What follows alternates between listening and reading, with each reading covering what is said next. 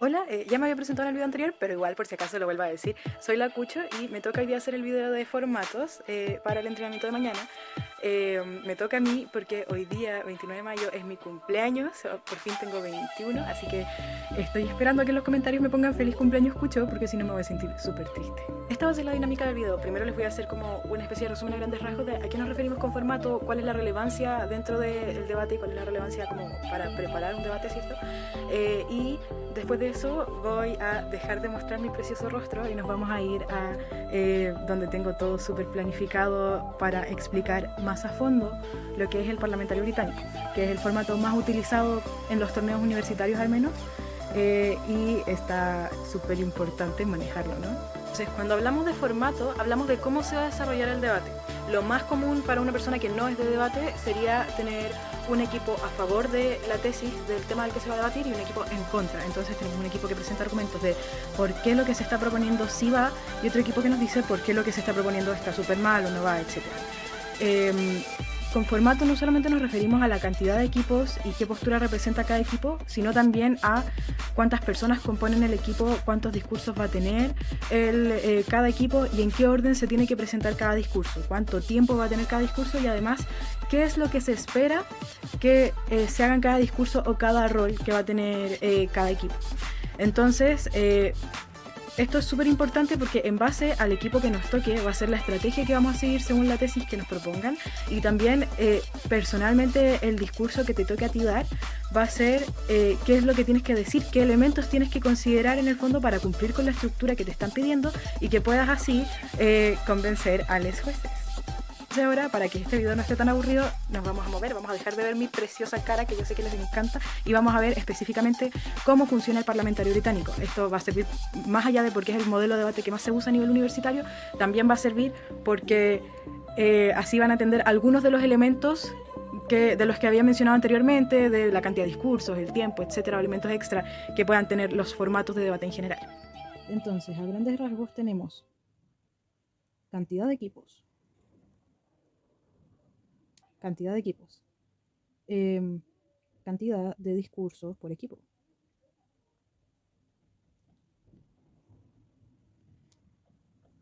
Tiempo de los discursos.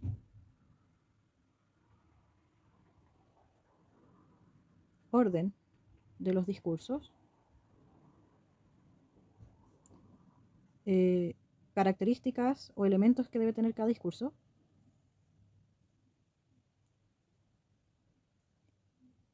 Y elementos extra. En este caso voy a hacer referencia a los puntos de información. Uy, ya se me olvidó cómo escribir. De información, ahí sí.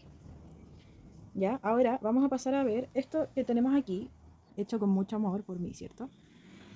Son unos 8 búhos debatiendo. Y este es el formato que se llama parlamentario británico.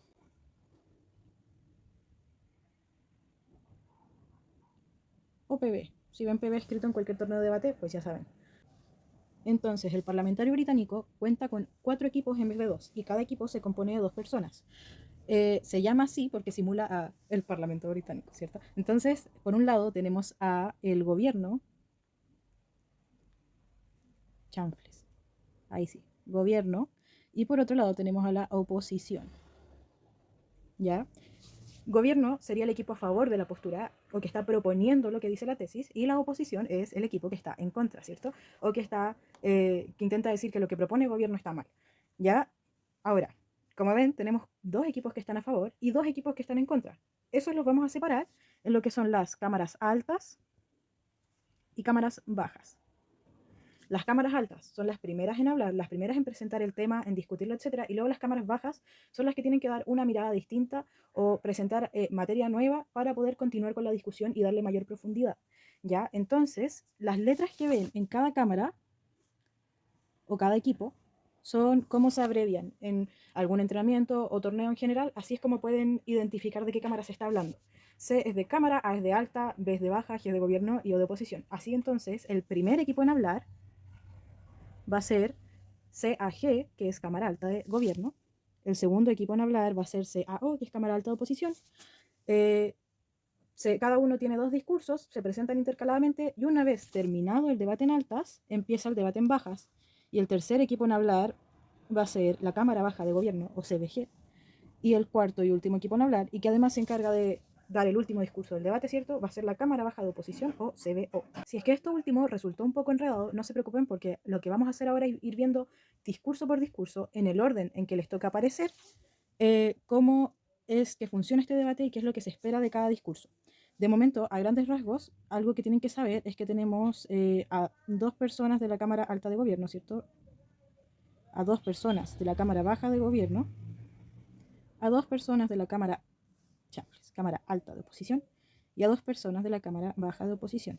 Y el formato en el que se presentan los discursos va a ser primero ese, que vamos a ir después anotando los nombres en cada imagen que viene a continuación, pero igual los voy a mencionar ahora. El primero en hablar es el primer ministro de la Cámara Alta de Gobierno, el segundo en hablar es el líder de la oposición, luego habla el viceprimer ministro, y después, ahí chanfles, ese era un 3, y después el vicelíder de la oposición. Con eso ya llevamos 4 discursos.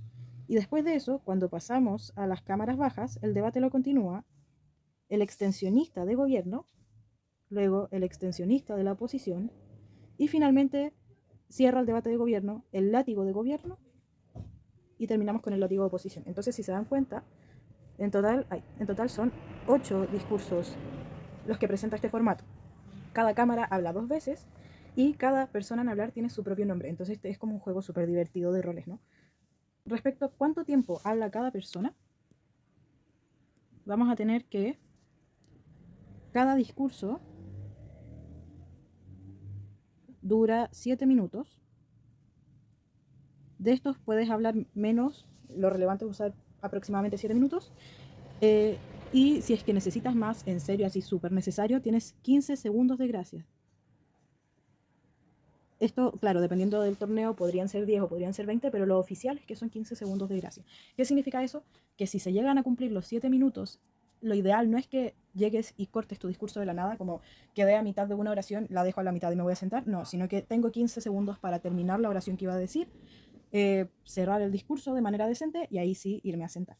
Entonces, ahí tenemos el tiempo de cada discurso. Además, hay que considerar que entre los minutos 0 y 1 y entre los minutos 6 y 7 tenemos un tiempo que se llama protegido. ¿Y qué significa eso? Al final de explicar lo que pasa con cada discurso voy a explicar a qué me refiero con esto, pero en el fondo el primer minuto y el último minuto son minutos donde el orador habla o el orador habla sin que sea interrumpido. Es decir, en estos tiempos nadie puede alzar la voz o hacerle un punto de información que vamos a explicar más tarde que representan. Y en cambio, entre los minutos 1 al 6, ese tiempo no está protegido y por lo tanto tenemos 5 minutos en los que cualquier orador del equipo contrario, ¿cierto? O sea, de la cámara contraria, si yo soy de gobierno, solamente gente de la oposición, o si yo soy de oposición, solamente gente de gobierno, me pueden intentar interrumpir para hacerme alguna acotación, alguna pregunta, criticar algo que estoy planteando, etc. Ahora, eso que acabo de decir ahora, del minuto protegido y no protegido y de los puntos de información que voy a anotar ahora como POI, los voy a explicar más adelante, entonces ahora no se preocupen mucho por esto. ¿Ya? Este es como el resumen de Parlamentario Británico sin adentrarnos todavía en lo que es cada cámara. Pero este video busca adentrarse en lo que es cada cámara, así que vamos a ir primero con el primer ministro.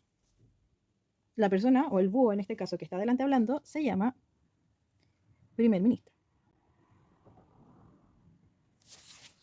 Es la primera persona que va a hablar en el debate y por lo tanto tiene un rol súper importante para establecer qué es lo que se va a debatir. Podrían decir, ya, pero ¿por qué alguien necesita eso? O sea, ¿no te lo dice el tema? Sí, el tema te dice a grandes rasgos qué es lo que se busca debatir.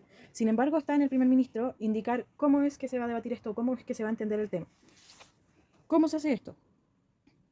En primer lugar, tiene que dar las definiciones del debate. Un ejemplo de esto podría ser el aborto. Si yo no defino lo que es aborto cuando estoy debatiendo que se debiera legalizar o despenalizar el aborto, la oposición podría decirme como, ya, pero es muy estúpido permitir que una mujer aborte a los 8 meses de embarazo, por ejemplo. Y me presentan todo su caso en base a que está mal abortar a los 8 meses de embarazo. ¿Cómo yo me evito esto?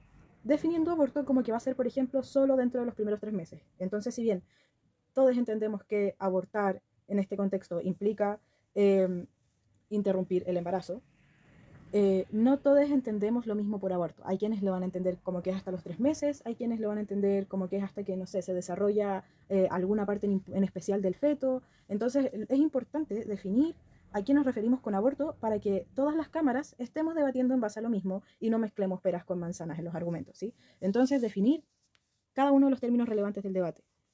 En segundo lugar, algo que debiera hacer el primer ministro es plantear la carga de la prueba y la métrica o métricas a utilizar.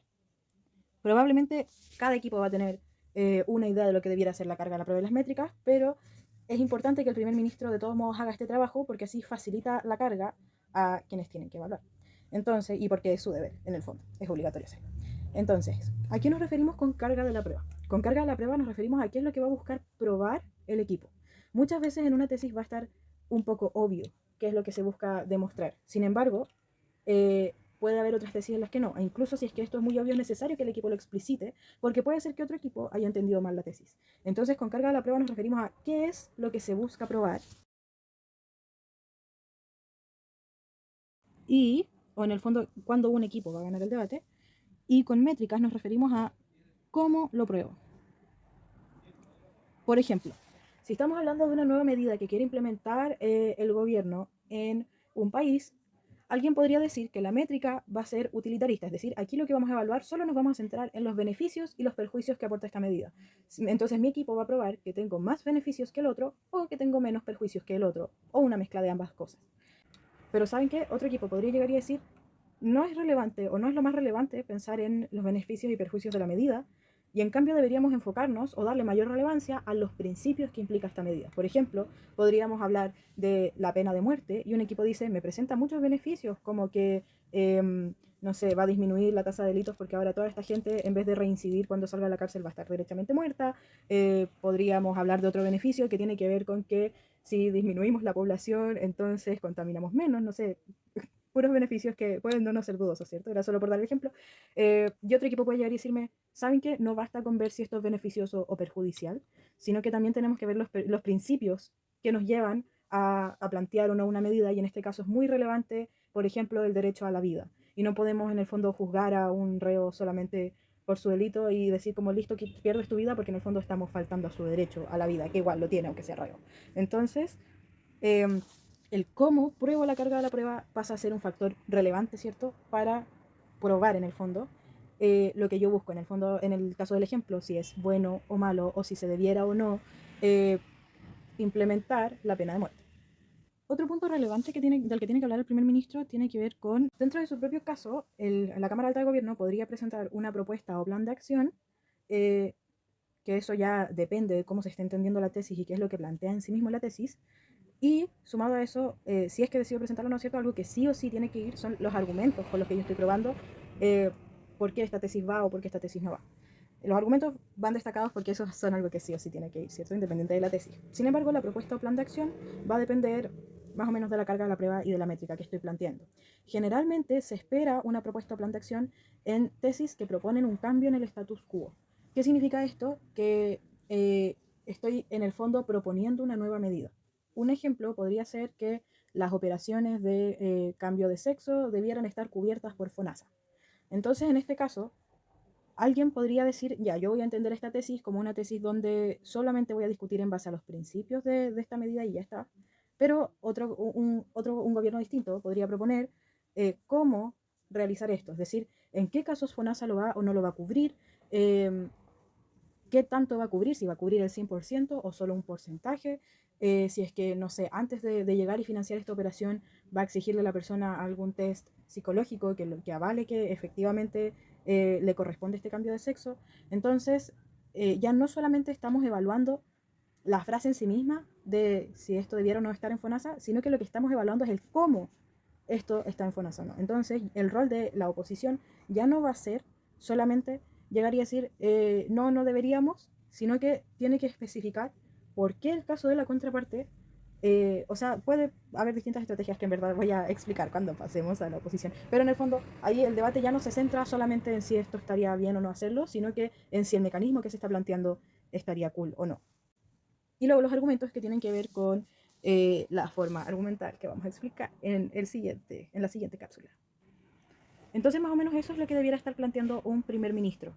Eh, las reglas van cambiando a lo largo de los años, pero esto es como lo más estándar, lo que sí o sí debiera tener todo discurso de primer ministro, ¿sí? Entonces, ahora vamos a ir, y claramente depende después de las estrategias que se vayan implementando o todo, cómo va a irse hablando, cómo se va a ir estructurando el discurso del primer ministro. Ahora vamos a pasar con esta, creo que es una lechuza y no un búho, no sé de aves, lo lamento, he fracasado, solamente robé imágenes de internet y no me preocupé de averiguar qué imágenes estaba robando. Pero bueno, aquí tenemos esta lechuza que va a ser la líder de oposición. La líder de oposición se le llama así porque es la primera que va a hablar en la oposición, ¿cierto? Y tiene un rol más o menos similar al del primer ministro, pero lo tiene en el sentido un poco contrario. Entonces, es un discurso un poco más reactivo, más que propositivo. Claramente tienen que proponer, tienen que argumentar en base a su propio caso, etcétera, y puede ver la tesis de una forma totalmente distinta a como lo estaba viendo el gobierno. Sin embargo, su pega principal va a ser, en primer lugar, aceptar o criticar las definiciones, que ya se me olvidó cómo escribir, definiciones, la carga de la prueba, que la voy a anotar como CP, y las métricas. En un debate ideal pasaría que el gobierno me da definiciones, cargas de la prueba y métricas que no solo son razonables, sino que coinciden además con lo que yo quería plantear. Sin embargo, es muy probable que este no sea el caso. Puede pasar, por ejemplo, que de aborto me definan el uso de la pastilla el día después.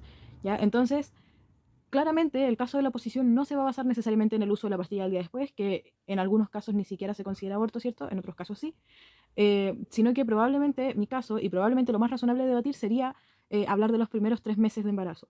Entonces, es deber de el líder de la oposición criticar esto y decir, ¿saben qué? Me están planteando un debate muy injusto, me están planteando un debate que no tiene sentido, y lo que tendría sentido debatir sería hasta los primeros 3 meses o con ciertas condiciones, qué sé yo, para tener un debate más decente en el fondo. Asimismo me puede pasar con el tema de la carga de la prueba y las métricas. Yo tengo que estar pendiente. Puede que me planteen algo súper razonable, puede ser que me planteen algo que no es para nada razonable por distintos tipos de razones, y es deber del líder de la oposición analizar esta situación. Ya que tenemos definido esto, podemos hablar de nuestra propia métrica. Cuando hablamos de nuestra propia métrica, nos referimos a que no es necesario, y no siempre pasa, que todos los equipos tengan las mismas métricas. Entonces, cuando yo estoy hablando de mi propia métrica, es súper, súper importante que hable de la relevancia que tiene. Por ejemplo, en el caso de la pena de muerte, si es que el otro equipo, por ejemplo, me va a hablar solamente del tema de el utilitarismo, ¿cierto? Los beneficios que me trae la prueba de muerte, qué sé yo, quizás está en mí decir, ¿saben qué? Este debate también tiene que ver con los principios, así que vamos a hablar del derecho a la vida. Pero si yo no pruebo lo importante que es hablar del derecho a la vida, si yo no pruebo que este derecho a la vida es tan relevante que va por sobre los beneficios que me presenta el gobierno, entonces la relevancia que yo estoy presentando no está. No tengo cómo demostrarlo. Y los jueces, no pueden asumir de buena fe que esto está súper relevante. Si yo no lo explicito, no está y ya. Así que, ya saben, cuando hablamos de métrica desde el segundo discurso, que sería el de la oposición, ¿cierto? Es importante también hablar de la relevancia. Y ya que planteamos eso, hablamos de nuestro caso. Entonces, aquí también vamos a tener dos opciones. Si se acuerdan, cuando hablábamos del primer ministro, hablábamos de propuesta o plan de acción. Cuando hablamos desde la oposición, vamos a hablar de contracaso. El contracaso solo sirve si gobierno presenta un caso.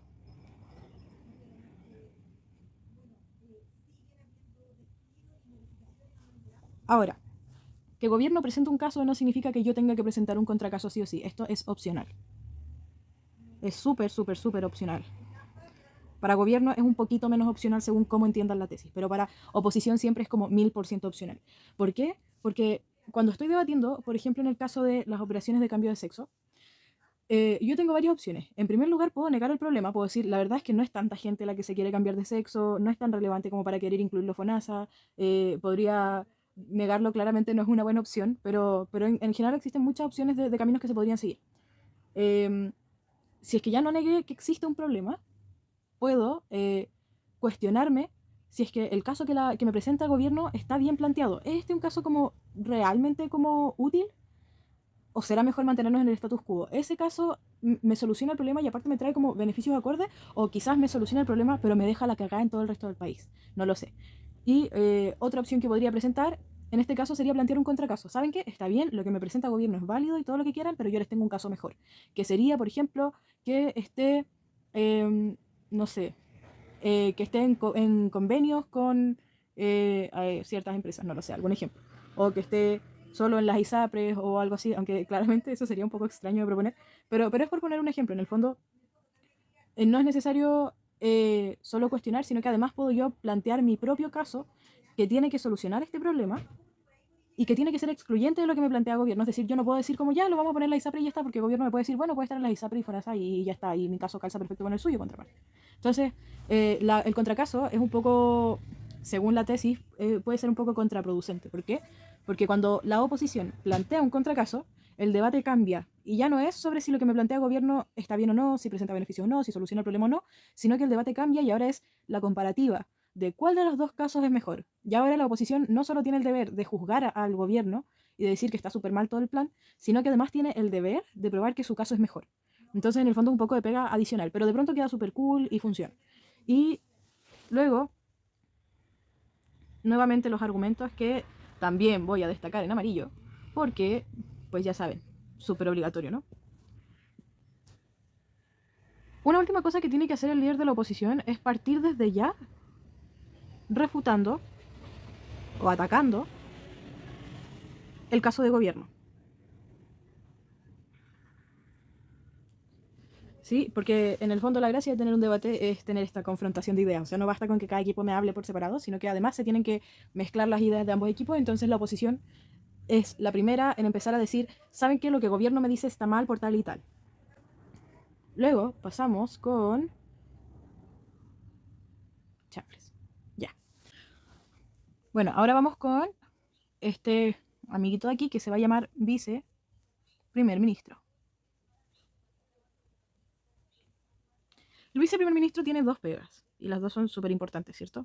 La primera es refutar a la oposición y la segunda es levantar, completar o reforzar su caso. Con refutar a la oposición me refiero a que este es el último discurso que va a tener la Cámara Alta de Gobierno. Por lo tanto, es el último discurso que tienen para intentar ganar el primer lugar del debate.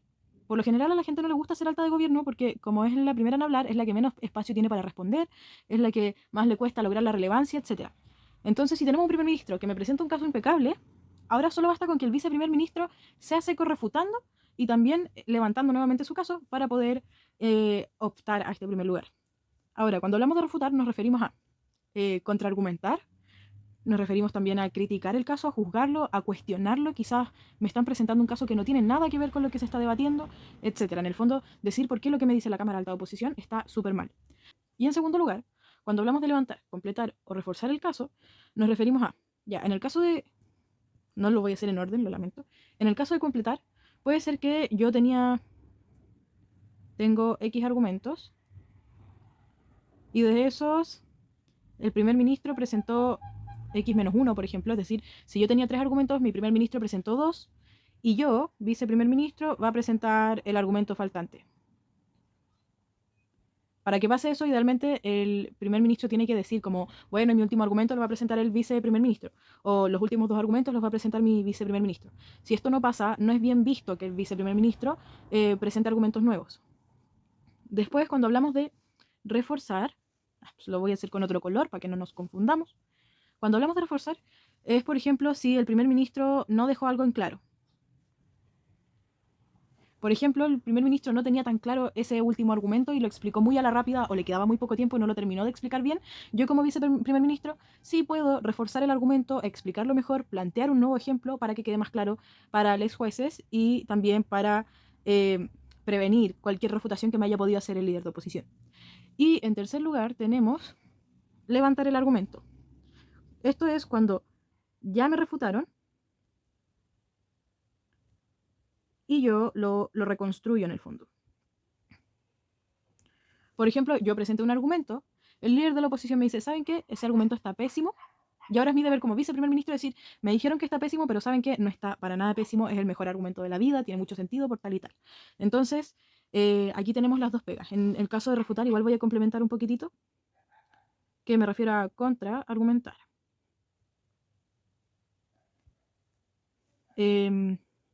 Cuestionar, evaluar, etcétera, a la oposición. Y eso es el rol del viceprimer ministro. Luego de esto pasamos a este de aquí, que parece que es como, no sé, una lechuza de invierno. No tengo idea, pero está preciosa. Entonces, vicelíder de oposición. El vicelíder de oposición, si se dan cuenta, tiene la misma pega que, que el viceprimer ministro. Entonces, por un lado tiene que refutar al gobierno y por otro tiene que levantar, completar y, ¿cuál era la otra palabra que les había dicho? Reforzar. Reforzar su caso. Ya, esto es súper similar a lo del viceprimer ministro, así que pues le voy a seguir, ¿no? Ahora, después de que habla el vicelíder de la oposición, toca el extensionista de gobierno.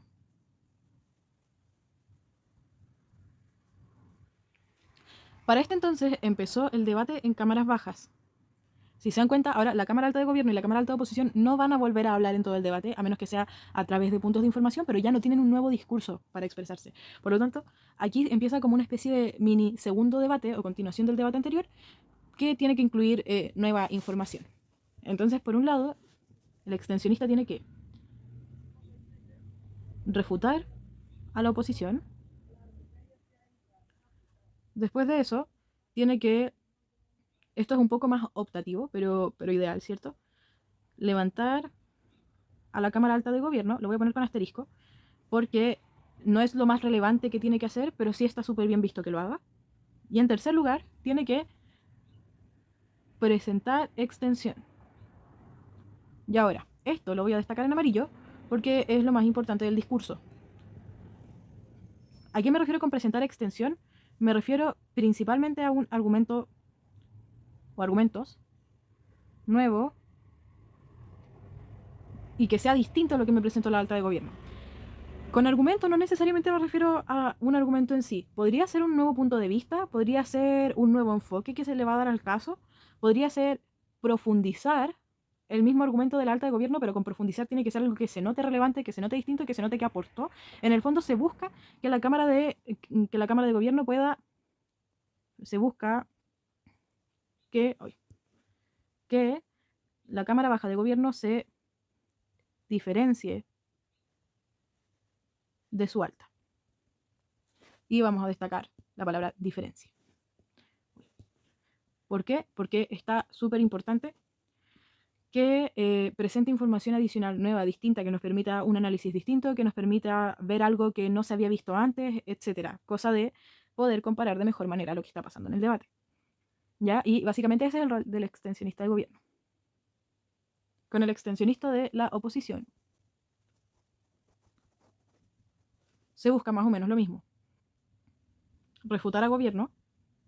Y ojo, que ahora gobierno, esta es la primera cámara que tiene que refutar, o sea, este es el primer discurso que tiene que refutar tanto a la alta, Cámara Alta de Gobierno, como a la baja, Cámara Baja de Gobierno. Y el principal enfoque tiene que estar en la baja. ¿Por qué? Porque a la alta ya la refutó más o menos su alta de oposición. Puede ser que no lo haya refutado bien, puede ser que la Cámara Alta de Oposición lo haya hecho pésimo, y ahí es deber del extensionista de oposición igualmente refutar a la Alta de Gobierno, pero el foco tiene que estar directamente con su baja. En segundo lugar, entonces, y esto es opcional, levantar a su alta. Y finalmente, presentar su propia extensión. Esto tiene que cumplir con lo mismo, tiene que ser distinta de la Cámara Alta de Oposición. Tiene que demostrar que está presentando materia relevante, que está presentando algo nuevo que no se había dicho antes, que está profundizando en una idea que la alta de gobierno, perdón, que la alta de oposición no logró explicitar bien. Entonces, en el fondo, esta es la pega del extensionista de oposición.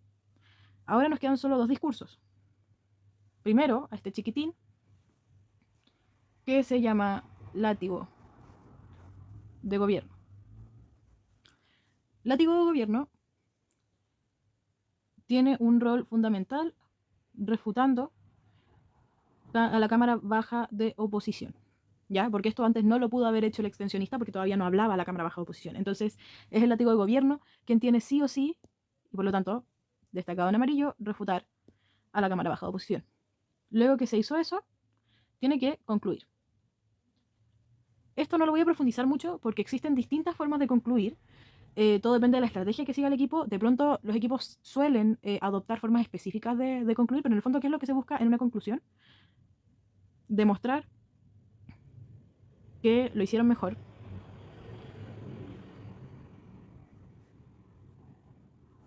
que las otras tres cámaras.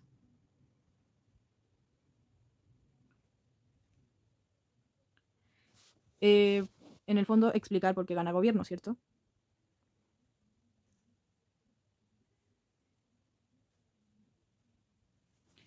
Ahora, es súper importante lo de que las otras tres cámaras, porque si se dan cuenta, este segundo punto no va a bastar para ganar el debate. O sea, yo como baja de gobierno puedo demostrar por qué toda la oposición lo hizo pésimo, y eso lo voy a hacer más grueso todavía para que se note, por qué toda la oposición está pésima, pero puede ser que el primer lugar se lo lleve... Uy, chanfle, se me olvidó volver a achicar el lapicito. Puede ser que el primer lugar se lo lleve mi alta. Entonces no solo basta con explicar que la oposición lo hizo mal, sino que igual tengo que tirarle un poquitito de arena a la alta de gobierno y decir, ¿saben qué? Cámara baja de gobierno lo hizo mejor que su alta. ¿Ya? Y finalmente tenemos a el látigo de oposición que tiene que, en primer lugar, o sea, puede refutar, sí, pero no tiene que presentar materia nueva. Ahora, ninguno de los dos discursos tiene que presentar materia nueva. Lo voy a anotar aquí al medio. No materia nueva. Sinceramente, hay años en los que gobierno sí puede y años en los que no, pero en general no debiera. O sea, teóricamente el látigo de gobierno igual algo puede decir porque de todos modos sigue un discurso después que le puede responder. En cambio, con el látigo de oposición, después ya nadie va a poder responderle. Por lo tanto, está pésimo que presente un argumento nuevo que no se había dicho antes porque ya nadie va a tener la opción para poder responderle. Entonces, no hay que hacerlo. Sin embargo, sí tiene que concluir.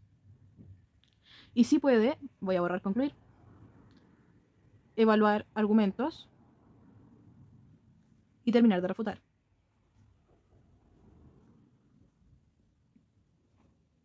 Y luego concluir.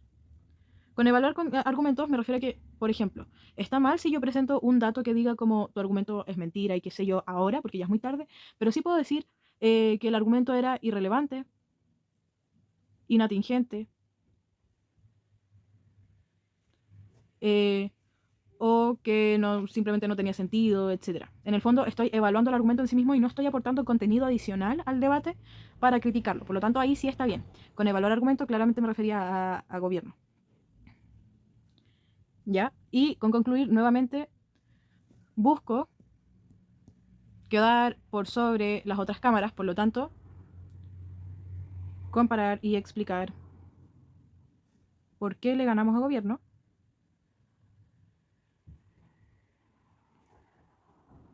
y por qué quedamos sobre la Cámara Alta de Oposición. ¿Ya? Nuevamente, aquí no basta con que me digan, uff, sí, la verdad es que le refutamos todo el caso a gobierno, se murió y ya está, porque eso no va a ser necesariamente que gane yo, sino que puede provocar que gane mi alta. Y esa no es la idea. Entonces, estos son todos los discursos. ¿Sí? Ahí está todo el caso. Voy a volver a hacer las flechitas del orden de los discursos. Si se acuerdan, primero iba ese, después este. O sea, primero primer ministro, luego líder de la oposición, viceprimer ministro, vicelíder de la oposición, extensionista de gobierno, extensionista de la oposición, látigo de gobierno, látigo de oposición. Y con eso terminamos el debate. Respecto a los puntos de información, lo primero que sale ahí de alzar la voz, levantar la mano, etcétera, son cosas que uno hace solamente para pedir la palabra y está en el orador que está hablando el si me da o no la palabra o cuándo me la va a querer dar. ¿Ya? Lo normal, si yo soy la persona que está hablando al frente, sería que dé entre 1 y 2 puntos de información, 3 ya un poco mucho, y no dar ninguno está feo. Una vez que doy el punto de información, lo que me pueden decir es una crítica, una pregunta, una corrección, un cuestionamiento, etcétera. Y lo ideal es que el punto no tome más de 15 segundos. ¿Por qué? Porque no van a parar el tiempo. Es decir, mientras hay otra persona hablándome, el tiempo que yo tengo para hablar, mis 7 minutos, está corriendo. Entonces, puede que haya personas malvadas que sigan hablando solo para gastarte tu tiempo y está en ti como persona que está hablando adelante, cortar a la persona y decirle, ¿sabes qué? Yo entendí tu punto y responderle, siempre de buena manera. Y lo mismo si tú eres la persona que está sentada y le quiere hacer un punto a alguien más, intentar ser una persona decente que no habla más de 15 segundos. Ahora sí, esta sería toda la información. Si quieren puedo mandar esto de alguna forma para que lo tengan. Se le puede hacer zoom super cool y ahí está como todos los discursos más o menos explicados. Espero que se entienda. Eso fue todo por la cápsula de hoy día. Espero que no haya estado muy latero, espero que les haya gustado, espero que hayan entendido. Si tienen cualquier otra duda de este formato o si se ven enfrentadas a un formato distinto que no fue explicado aquí, ¿cierto? No duden en preguntar, pueden preguntar por Instagram, pueden preguntar a cualquier miembro de la Sodewitch, porque, o sea, súper preparados, ¿no? Y nos vemos en un próximo video.